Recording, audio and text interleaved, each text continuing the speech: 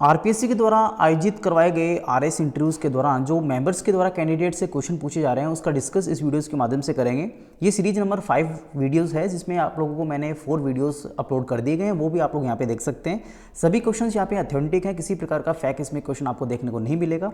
तो चलिए शुरू करते हैं आज के इस वीडियोज़ को। बात करेंगे क्वेश्चन नंबर 1 से, जो कि आप लोग मेरी स्क्रीन पर यहाँ पे देख पा रहे हैं।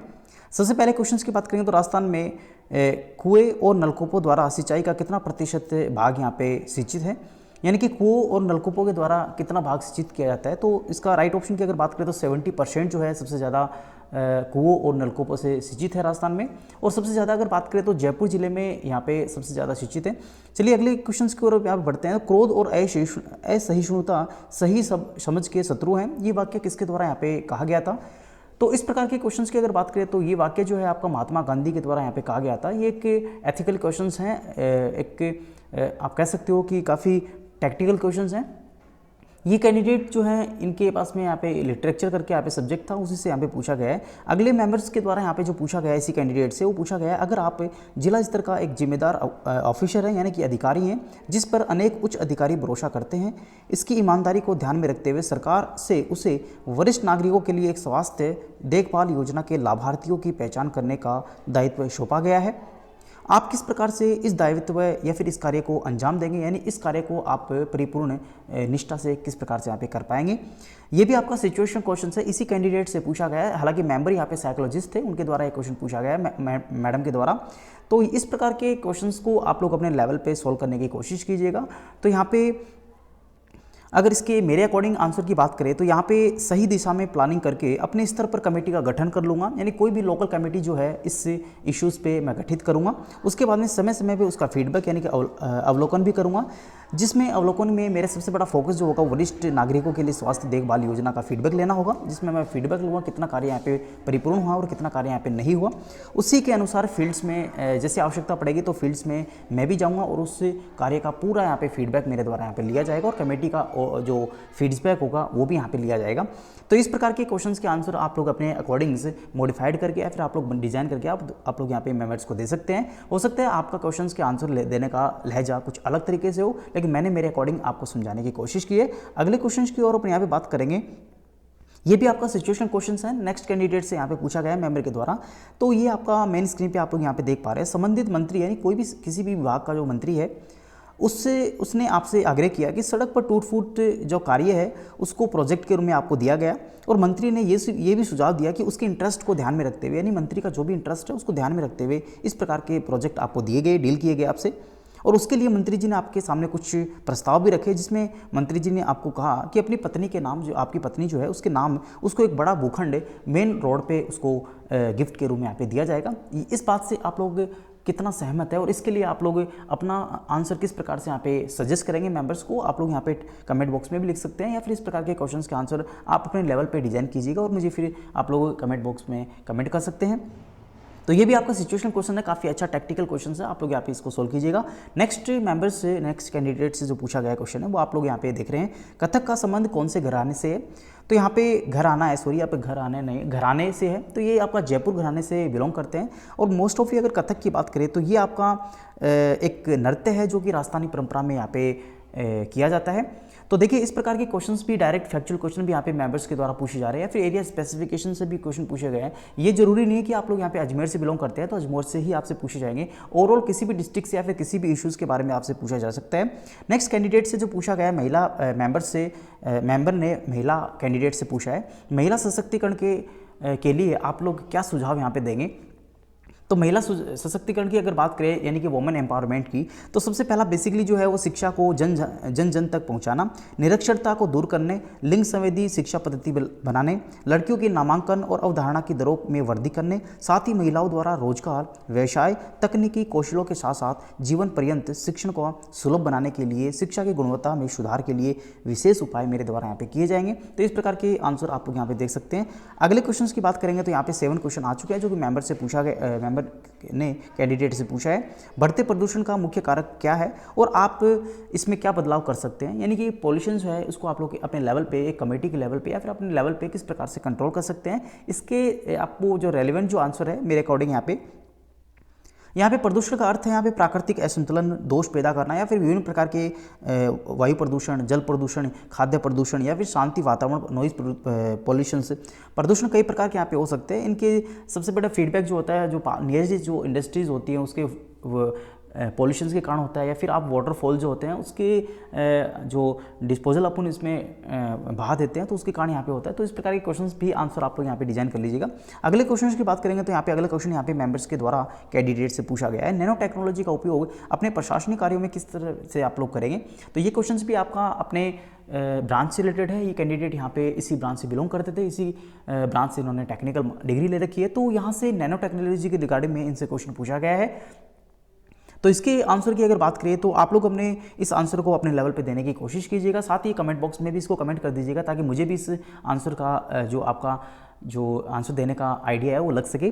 तो ये आंसर जो है आपका एरिया स्पेसिफिकेशन है, सब्जेक्ट के अकॉर्डिंग यहाँ पे मेंबर ने कैंडिडेट से पूछा है। चलिए अपन अगले क्वेश्चंस में करेंगे। मैं आपको बता दूं सभी क्वेश्चन जो हैं काफ़ी ऑथेंटिक है, मेरे द्वारा कैंडिडेट से काफ़ी डिस्कस करने के बाद में यहाँ पे टाइप किए गए हैं। अगले क्वेश्चन की बात करेंगे तो यहाँ पे आप लोग स्क्रीन पर देख पा रहे हैं, हाल ही में महिला आयोग के अध्यक्ष कौन है। राजस्थान की महिला अध्यक्ष की अगर बात करें, जो वोमेन कमिटीज़ के जो आप लोग कह सकते हो महिला आयोग जो है उसके अध्यक्ष कौन है। तो इसके अध्यक्ष की बात करें तो इसमें थोड़ा मैं कन्फ्यूजन हूँ, आप लोग यहाँ पे सही ऑप्शन आप लोग मुझे सजेस्ट कर सकते हैं कमेंट बॉक्स में। तो इसका मेरे अकॉर्डिंग सुमन शर्मा जो है इसकी अध्यक्ष है। इस पोस्ट के लिए यहाँ पे 3 साल के लिए यहाँ पे महिला को अध्यक्ष बनाया जाता है। नेक्स्ट अगर बात करें नेक्स्ट क्वेश्चंस की, तो यहाँ पे टेक्निकल से ग्रेजुएट हो फिर भी प्रशासनिक सेवा में आना चाहते हो, उसका मुख्य रीज़न या फिर इसका मेन पर्पस आपका क्या है। यानी आप लोग यहाँ पे टेक्निकल ब्रांच से बिलोंग करते हो या फिर आप लोग नॉन टेक्निकल में आना चाहते हो, यानी कि एडमिनिस्ट्रेटिव पोस्ट पे जाना चाहते हो, तो इसका मुख्य कारण यहाँ पे क्या है। आप अपने अकॉर्डिंग, अपनी ब्रांच के अकॉर्डिंग आप लोग इस क्वेश्चन को डिजाइन कर लीजिएगा। इस प्रकार के क्वेश्चन यहाँ पे मेंबर के द्वारा काफ़ी कैंडिडेट से घुमा फिरा के पूछे गए हैं। नेक्स्ट क्वेश्चन की बात करें तो MBA किस यूनिवर्सिटी से आपने किया है, साथ ही प्रशासनिक सेवा में इस डिग्री का क्या उपयोग आप लोग यहाँ पे प्रॉपर वे में कर पाएंगे। तो इसके कुछ बेनिफिट्स हैं, कुछ इसकी कमजोरियां हैं, या फिर कुछ आप कह सकते हो उसके जो इंसेंटिव्स हैं उसके अकॉर्डिंग आपको इसका आंसर मिक्सअप में आपको देना है। तो यूनिवर्सिटी का नाम तो आई होप आपको पता होगा किस यूनिवर्सिटी आपने मास्टर डिग्री की है। जो भी आपने मास्टर डिग्री की है, चाहे MBA हो चाहे अनेक प्रकार की जो मास्टर डिग्रीज हैं, उसके अकॉर्डिंग आप लोग यहाँ पे इसके क्वेश्चंस के आंसर दीजिएगा। नेक्स्ट क्वेश्चंस की अपन यहाँ पे बात कर लेते हैं इस वीडियोज़ में। पश्चिमी विक्षोभ किसके कारण यहाँ पे राजस्थान में उत्पन्न होता है। काफ़ी ज्योग्राफिकल क्वेश्चन है, एक ज्योग्राफी कैंडिडेट से पूछा गया है मेंबर के द्वारा, और ये मेंबर जो है इनका जो आंसर देने का जो लहजा है वो आप लोग यहाँ पे देख सकते हैं। भूमध्य सागरीय हवाओं के कारण आपका पश्चिमी विक्षोभ होता है। मोस्ट ऑफली आप लोगों ने देखा होगा, इसे माउट के नाम से भी जाना जाता है, जो यहाँ पे पश्चिमी विक्षोभ के कारण यहाँ पे राजस्थान में वर्षा के रूप में यहाँ पे देखा जाता है। तो ये आपका ज्योग्राफिकल क्वेश्चन हैं जो ज्योग्राफी से पूछा गया है मेंबर के द्वारा। अगले क्वेश्चन की बात करेंगे तो अगला क्वेश्चन भी आप लोग यहाँ पे देख पा रहे हैं, हल्दी घाटी युद्ध की योजना कहाँ पे बनाई गई थी। यानी हल्दी घाटी का युद्ध जो हुआ था तो उसकी सबसे पहले जो प्लानिंग है, योजना है, वो कहाँ पे बनाई गई थी। तो उसकी योजना आई होप यहाँ पे अजमेर जिले में बनाई गई थी। अजमेर जिला में जो अकबर के द्वारा जो फोर्ट है उसमें यहाँ पे बैठ के इसकी योजना बनाई गई थी। इसके लिए काफ़ी राजदूत यानी कि उसके जो महाराणा प्रताप से बात करने के लिए काफ़ी लोगों को यहाँ पे अकबर के द्वारा भेजे गए थे। नेक्स्ट क्वेश्चन की बात करें तो डांग क्षेत्र से प्रभावित मुख्य जिले कौन कौन से हैं। डांग क्षेत्र जो है राजस्थान का, उससे प्रभावित जिलों की अगर बात करें तो धौलपुर, करौली, सवाई माधोपुर, कोटा जिलों का चंबल द्वारा अपर्दित उबड़ खाबड़ बीहड़ डांग क्षेत्र यहाँ पे कहलाता है। तो ये भी क्वेश्चन से काफ़ी ज्योग्राफिकल क्वेश्चन है। देखिए क्वेश्चन का लैंग्वेज जो है वो चेंज हो सकता है, लेकिन क्वेश्चन जो पूछे जा रहे हैं वो इर्द गिर्द ही आपसे पूछे जा रहे हैं। अगले क्वेश्चन की बात करें तो घुड़ला नृत्य का आयोजन किस जिले में यहाँ पे करवाया जाता है। तो घुड़ला नृत्य के आयोजन की अगर बात करें तो ये नागौर जोधपुर में करवाया जाता है, जिसके कुछ रेलेवेंट इन्फॉर्मेशन मैं आपको बता देता हूँ। घुड़ला खान नामक अकबर एक मुगल सरदार था और अत्याचार एवं पेशाचितक में अकबर जैसा ही गंदा पेशाच था। जिला नागौर राजस्थान के पिपाड़ गाँव के पास एक गाँव है कोषाणा। उस गांव में लगभग 200 कुंवारी कन्याएं गणगौर पर्व की पूजा कर रही थी। वे व्रत में थी, उन्हें मारवाड़ी भाषा में तिजड़ियाँ यहाँ पे कहते हैं। तो ये क्वेश्चंस जो है मोस्ट ऑफली आपसे तो इतने पूछा गया है कि कहाँ बनाया जाता है। तो इसके राइट ऑप्शन की अगर बात करें तो जोधपुर जिले में ये बनाया जाता है, जो कि कुंवारी लड़कियों के द्वारा बनाया जाता है। अगले क्वेश्चन की बात करें तो आमेर किला कौन सी झील के तट पे यहाँ पे बना हुआ है, यानी कि आमेर किला जो बना हुआ है उसके नीचे जो एक झील है आपने कभी देखी होगी जयपुर में, तो वो कौन सी झील के तट पे बना हुआ है। देखिए ये सभी क्वेश्चन जो हैं सभी डिस्ट्रिक्ट से मोस्ट ऑफली उठाए गए हैं, ये जरूरी नहीं कि आपके एरिया से ही ज़्यादा क्वेश्चन बन रहे हो। तो ये आपकी दुर्ग जो है ये पहाड़ी के ठीक ऊपर जो है आपका है मावठा सरोवर मावठा सरोवर जो झील है उसके तट पे ये किला आमेर किला जयपुर में बना हुआ है।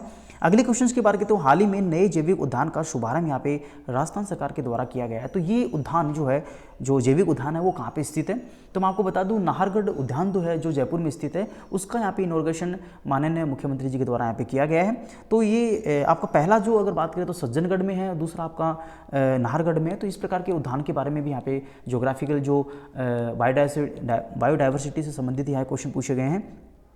अगले क्वेश्चन की बात करें तो भारतीय प्रशासनिक सेवा और राजकीय प्रशासनिक सेवा में मुख्य अंतर क्या है। अगर बात करें भारतीय प्रशासनिक सेवा यानी कि इंडियन एडमिनिस्ट्रेटिव सर्विस, जिसे आप लोग यहाँ पे आईएएस कहते हैं, उसके बाद में अगर बात करें राज्य प्रशासनिक सेवा यानी कि आरएस आप लोग कह सकते हो स्टेट के अकॉर्डिंग, तो यहाँ पे उनमें दोनों में बेसिकली डिफरेंस क्या है, ये आपका इंडियन लेवल की होती है, सेंट्रल लेवल की होती है, और आरएस की अगर बात करें तो ये आपको स्टेट लेवल होता है जो कि स्टेट इसको कोऑर्डिनेट करता है, और इधर से आपको बात करें डीएम जो आपका डिस्ट्रिक्ट लेवल पे होता है उसको यहाँ पे सेंट्रल यहाँ पे कोऑर्डिनेट करता है। अगले क्वेश्चन की बात करें तो आरएएस अधिकारी बनने की प्रेरणा आपको सबसे पहले कहाँ पे मिली। देखिए इस प्रकार के क्वेश्चंस आप अपने कक्षा 10वीं 12वीं अपने इर्द गिर्द फ्रेंड्स फैमिली मेंबर्स के अकॉर्डिंग आप लोग यहाँ पे इसको मिक्सअप करके आप इस आंसर को वेल डिजाइन करके आप लोग दे सकते हैं।